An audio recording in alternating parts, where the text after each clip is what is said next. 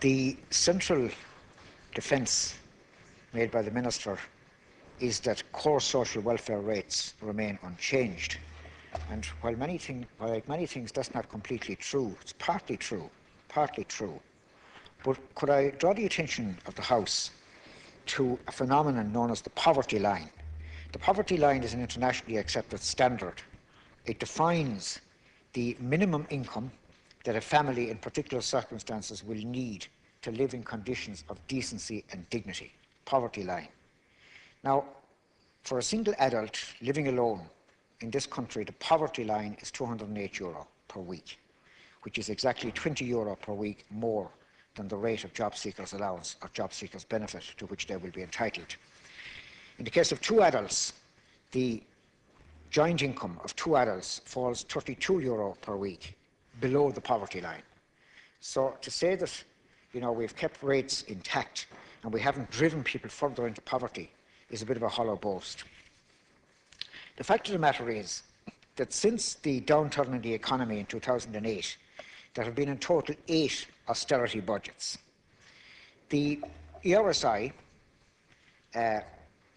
Social Justice Ireland, a number of other organisations which have no political axe to grind, which have no affiliation to any party on this side of the House, or indeed on the other side of the House, who simply tell it as they see it, have stated unequivocally that last year's budget, the first brought in by this government, was the first one of those budgets that were regressive. Certainly they were cruel, they were harsh, they hurt a lot of people, but at least they were progressive. Now, according to the ERSI, and don't take my word for it, as a result of last year's budget, the poorest 40% of households saw their income drop between 2 and 2.5%, while the richest 30% saw theirs drop by 0.7%. And this budget, all the initial indicators are, and it has been said very specifically by Social Justice Ireland and also in their initial reports by the ERSI, that this budget continues that trend of favouring the better off at the expense of the less well off. Social Justice Ireland put it like this in their commentary on the budget, and I quote, "Budget 2013 is unjust and regressive. For the second year in a row, this government has introduced a budget which is deeply regressive, both socially and economically. Socially, it hits people on low income more than the better off. The cumulative effect will be devastating," unquote. And indeed, it could be devastating. For example, one family could be hit by most or some or even all of the following: reductions in child benefit, abolition of PRSI allowance, property tax, trebling of prescription charges, cuts to back-to-school clothing and footwear allowance, abolition of back-to-education allowance, increasing the drug repayment threshold. For a family which is already vulnerable and in poverty, the cumulative effect of these changes, on top of last year's changes, will indeed have a devastating effect on their already precarious situation. Now, I've been talking about the poverty line and the basic rates of social welfare in this country. Now, some recipients of social welfare, not all, some recipients of social welfare don't have to rely totally on their basic social welfare rate. Some of them have ancillary benefits, such as Respite Care Grant, maybe living alone allowance, fuel allowance, free travel, free household benefits, etc. Now, you will find that in most cases, the net effect of those, if you cost them, the net effect of those ancillary benefits bring people up near the poverty line. Very rarely do they actually bring them over it, but they bring them up near the poverty line. And these are precise benefits which the government has targeted. Now, I did a mathematical thought just on the evening of the budget, and the government says that in 2013 it intends to make savings as follows: the back-to-school clothing and footwear allowance 17 million, farm assist 4 million, job seekers benefit 33 million, social welfare exceptional needs payments 6 million, back to education allowance 11 million, respite care grant 26 million, and household benefits in total between electricity and telephone 81 million. This comes to a grand total of 178 million savings. Now, on the 8th of November last, my colleague Sean Fleming put a question to the Minister for Finance, Michael Noonan, to ask him what would be the yield to the Exchequer if you were to raise the rate of universal social charge on incomes both of employees and the self-employed who are earning more than 100,000.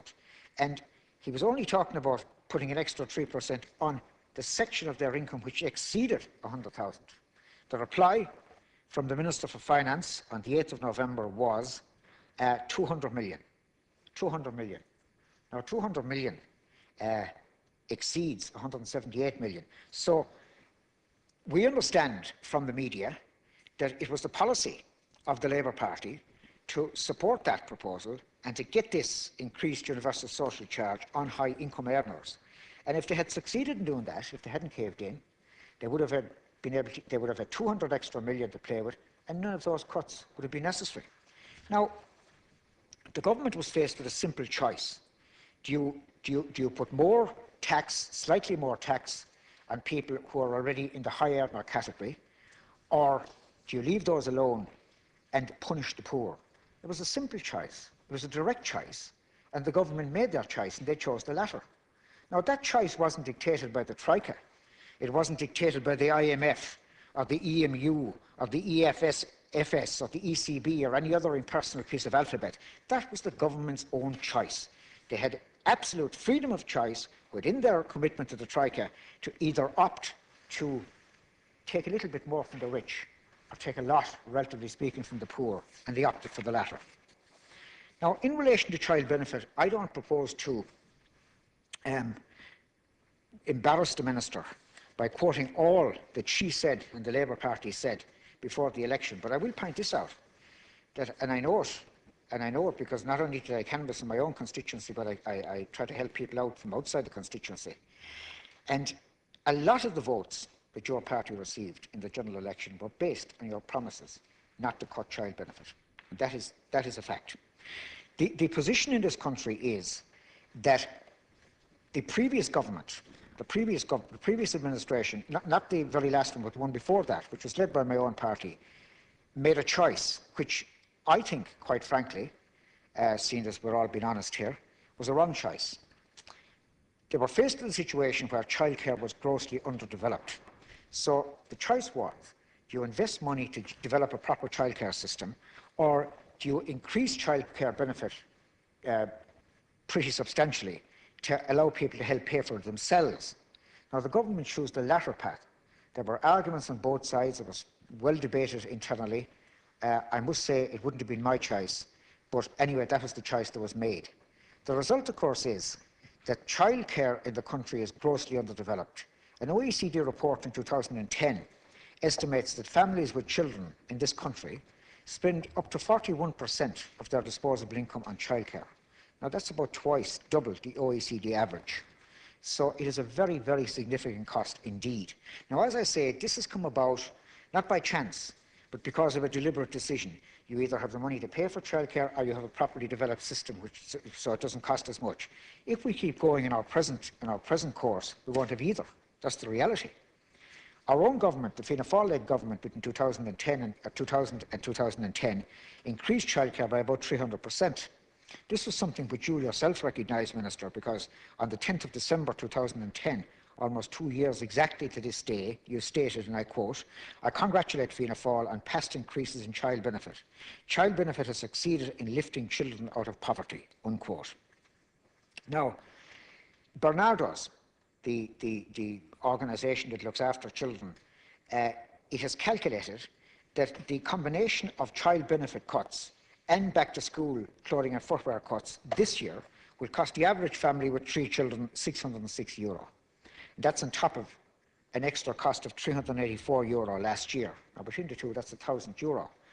The Irish League of Credit Unions did a survey, published a survey recently, which stated that 2 million people, half the population of this country, have only about €100 a month disposable income left after they meet all essential bills. Well, you know, these two increases alone, leaving out anything else, takes up 60% of that. You know, taking this change in conjunction with taxing maternity benefits and the cutting of the back-to-school clothing and footwear allowance, it's no wonder that a leading parents group could say, or their spokesperson, Niamh Kelly, could say, and I quote, "It's as if the government don't want women to have children." Allied, of course, to the cuts in child benefit is the decision to tax maternity benefits. This will affect 46,000 women. It'll yield 40 million for the government, which means that on average, a mother who happens to get pregnant and have a child will be €833 per annum worse off. And what I object to most about this change is the spurious, insubstantial, weasel reason that was given by the Minister for Finance on Budget Day. He said that the measure was designed to correct an anomaly in the tax system. He made the point that other short-term social welfare benefits are counted for tax purposes, and this one wasn't. Well, if it's an anomaly in the tax system, it's an anomaly we've lived with for many, many years. And isn't it coincidental and very surprising that just as the country, as the state of the country is as it's nadir, as women are under the most possible pressure, that this is the very time when the minister suddenly falls in love with uniformity in the tax system and makes this change. This has nothing to do with anomalies or uniformity in the tax system. This is a direct increase in taxation to prize an extra €40 million out of women from the allowance they get during the period before and after they give birth to a child. The Minister will be aware of the public's view on the Respite Care Grant. It's cruel, it's callous, and it's beyond the bounds of decency. The government has spun that there's no reduction in the basic carers allowance. Well, there is, because everybody in carers allowance is entitled automatically to the Respite Care Grant. The carers allowance is €204, the Respite Care Grant is €32.50 per week. That's what it averages at. You add the two of them, so the basic carers thing is €236.50. That's been reduced by €650. And there are about 5,000 people in the country who are in receipt of Respite Care Grant who, for one reason or other, don't qualify for the carers allowance at all. They are suffering a cut of up to 20%. And I think, for the sake of 26 million, this is unconscionable, quite frankly. I mean, the Taoiseach told us this morning in the Order of Business that the government spent 770 million on carers this year. Well, if they did, the contribution of carers, which has been independently costed, is reckoned to be worth about 5 billion to this country. So carers should be cherished. We are told that the budget can't be unravelled, and that for the sake of 26 million, in a financial adjustment of 3,500 million, the whole budget will come crashing down. Now, who seriously believes that?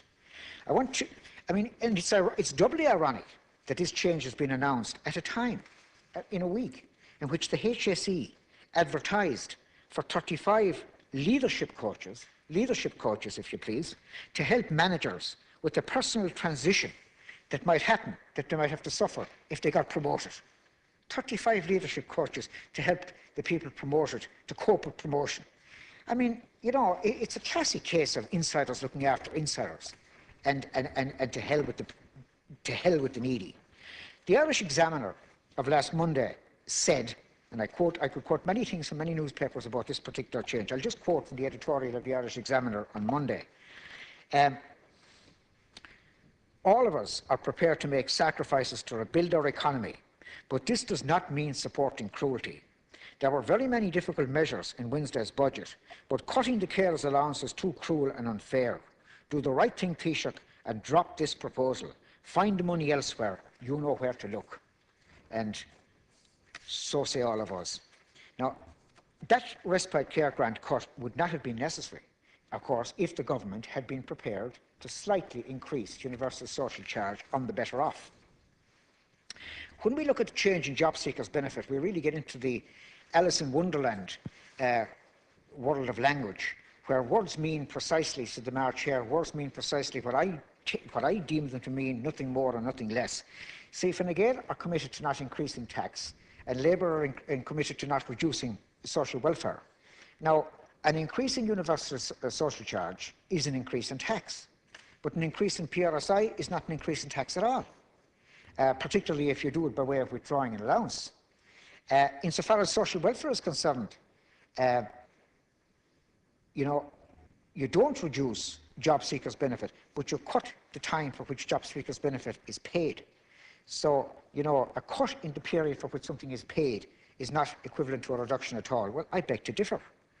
And the fact of the matter is, I think it's outrageous that somebody who's put up 5-year stamps, 260 contributions, is taken off job seekers' benefit after 9 months. And I'm informed by many social welfare officers throughout the country that many of those people, their wives, their spouses, have low-paid menial jobs, sometimes part-time jobs, and of course they're going to be assessed on that, and that was the purpose. That is to be allied, of course, to what was done to 130,000 casual workers last year when they were moved in the blink of an eye from a 6-day week to a 5-day week, a surreptitious cut. Back to school clothing and footwear allowance. Well, look, last year, people aged 2 to 4 were taken out of the allowance altogether. The allowance was cancelled for those. When this government came to office, for a child between 4 and 11, the allowance was €200. Now it's €100. That's a reduction of 50%. For a child over 12, it was 305. Now it's 200, a reduction of more than 33%. This is an allowance that only the poorest get, so therefore only the poorest are hurt. I noticed that the Minister said that there's a lot of good value in the shops and people can shop around. You know, the last time I heard of any politician uttering such sentiments, it was when Margaret Thatcher was in power in Britain in the 1970s, and there was about 4 million people unemployed. And the high priest of the Tory right, Norman Tebbit, who was Minister for Employment at the time, said that the unemployed were lazy, shiftless people, and you should get on your bike and get a job. So this is the Irish version of get on your bike. I mean, I'd expect it from the Tory right in the United Kingdom, but to hear it coming from a minister who describes herself as a socialist is a surprise indeed. The Children's Rights Alliance asked a very simple question. How is this change in the best interests of children? As I say, it's a simple question, and the silence is deafening. This also could have been avoided by a slight increase in tax on the rich. Back to education, allowance has been cut. I notice in the programme for government, it states, and I quote, "We will expand eligibility for back to education allowance." Now, last year, the books allowance, you have a weekly amount to substitute for social welfare, you have a books and materials allowance of 500. Last year, that was reduced to 300, and this year it's been reduced to 0. Now, the programme for government said, on the other hand, we will expand eligibility for back to education allowance. Now, I had the opportunity to look up some dictionaries at the weekend for the definition of the word expand. It says amplify, augment, broaden, increase, grow, magnify, multiply. And of course, it also gives the opposites, which are abbreviate, condense, decrease, reduce, shorten, shrink. So, by definition, the Oxford English Dictionary and Thesaurus, the government have done precisely the reverse of what they said. Precisely the reverse of what they said. So what I want to say to the Minister is, do you really want to encourage young people into the system or not? I mean, you know, this is another barrier erected in the way of young people, and they're generally young people fairly disadvantaged backgrounds, who have taken the initiative or want to take the initiative to return and learn new skills. In addition, of course, there's a sneaky cut to €160 per week for somebody under the age of 21 who goes into the back to education system. And the Minister needn't think that slips by us either. The household benefits package has been savaged to the extent of about 30%. I suppose the old and the infirm and the vulnerable will now have to get on their bikes, shop around in the same way. We were proposing that the Department of Social Welfare, Social Protection, would do the negotiating with the various utilities. Now, apparently, as I understand it, it'll be down to people to do it themselves. I can imagine some of the elderly I know who are living alone and have a very scant knowledge of computers. I can imagine the possibility of their going online to shop around is very, very, very, very, very limited indeed. And, you know, there's an item in there of a £6 million cut for exceptional needs payments. Now, again, within the last 10 days, we learned that community welfare officers who distribute exceptional needs payments have been writing, getting in touch with charities like the Vincent de Paul, this has been published widely in the media, with the Vincent de Paul to ask these charities to help out some of their clients because they haven't enough money in the Exceptional Needs Fund to pay them. Now, I know of charities in my own city, much smaller, much less well-known, much more anonymous than the Vincent de Paul, who have similarly been approached, or to whom people have been sent by community welfare officers working for this state to say, you know, this is a very deserving case, we've no money left to help him, but could you try to give him a hamper for Christmas or something like that? And what's the government's reaction? To cut the exceptional needs payment amount again by another 6 million. Now, Minister, you know, we're all familiar with Charles Dickens' Tale of Two Cities. What we've reached now, unfortunately, at this point in our history, is a tale of two countries, or maybe a tale of three countries. On the one side, you have the wealthy and the protected elite with their privileges protected and their privileges intact. On the other side, you have a situation where over 700,000 people, 1 in 6, perhaps these figures are dated, perhaps it's now down to 1 in 5, 1 in every 5 of our people are living below the internationally defined poverty line, below the internationally defined standard of dignity and decency.